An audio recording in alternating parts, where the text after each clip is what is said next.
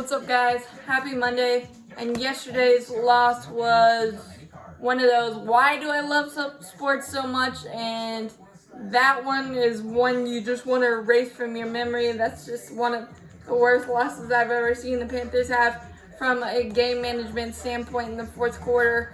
From every aspect, Teddy did not play well. And yesterday I'm not going to jump off the Teddy Bridgewater bandwagon. I'm not, because I'm going to cheer for the Panthers and whoever's at quarterback. I did it with Vinny Testaverde. I did it with White Glove Matt Moore. I did it with St. Pierre. And that's not going to change for me. But Teddy did not play well yesterday, and I'm not going to sugarcoat it. 0 for 3 in the red zone. That's your ball game, because the Vikings were 3 for 4 and executed when they needed to.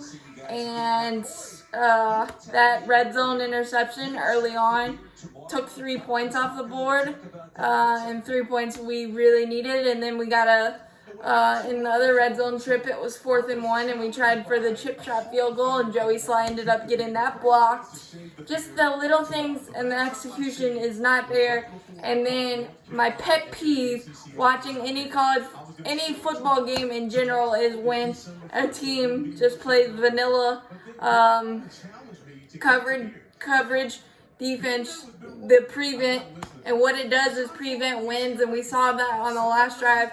The Vikings just went roughshod right down the field, giving us another chance with the ball, 46 seconds left.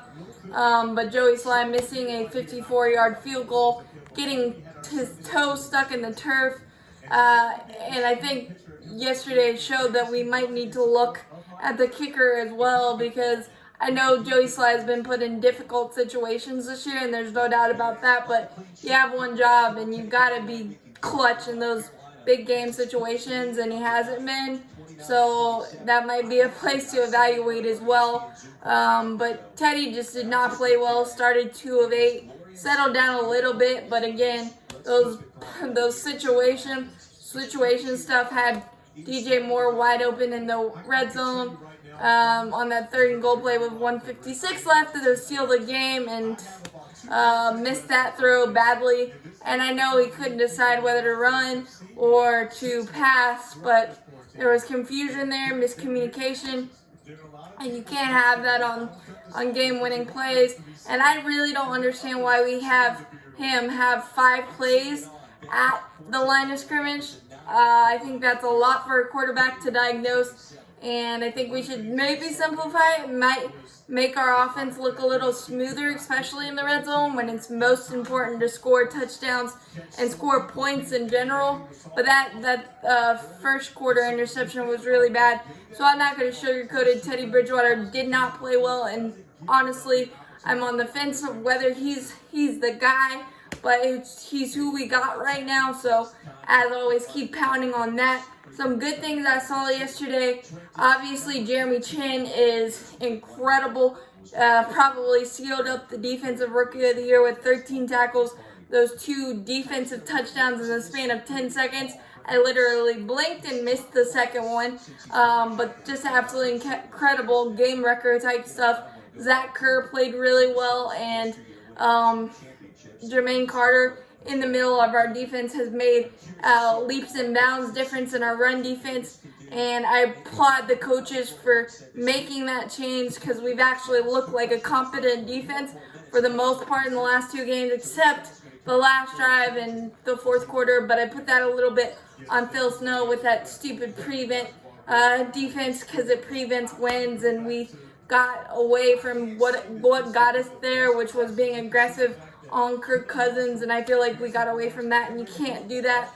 And the offensive line was absolutely incredible. Teddy didn't get sacked, pressured 3 times. Taylor Moton and Curtis Samuel need to be paid, because Curtis Samuel is the Mr. Third Down safety blanket for every quarterback that's been under center for us the last couple of years. And the way Joe Brady has used and Matt Rowe have used him, that is one thing I have enjoyed with Joe Brady. I do think that Joe Brady got away from the run a lot too soon yesterday, especially on the last drive. I think we could have used Mike Davis as the battering ram, especially after the muff punt, the 3-yard line.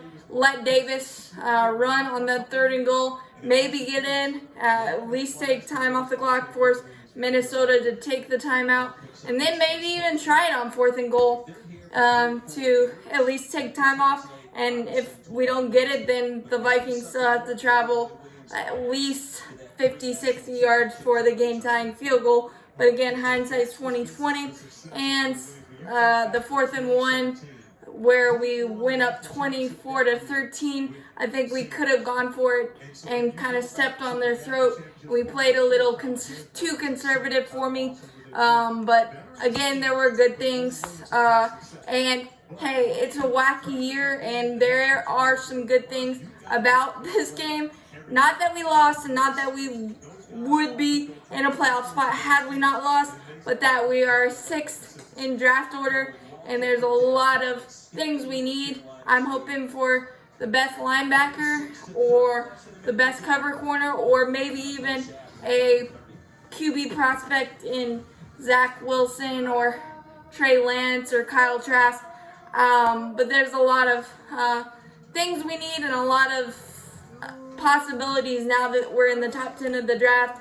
So yesterday's loss definitely sucked, and it was the straw that broke the camel's back in terms of losses in Panther history, but there are some positives. So what are we going to do? We're just trying to keep pounding, as always, and go Panthers, and wipe the slate clean and see what we can do the last 4 weeks.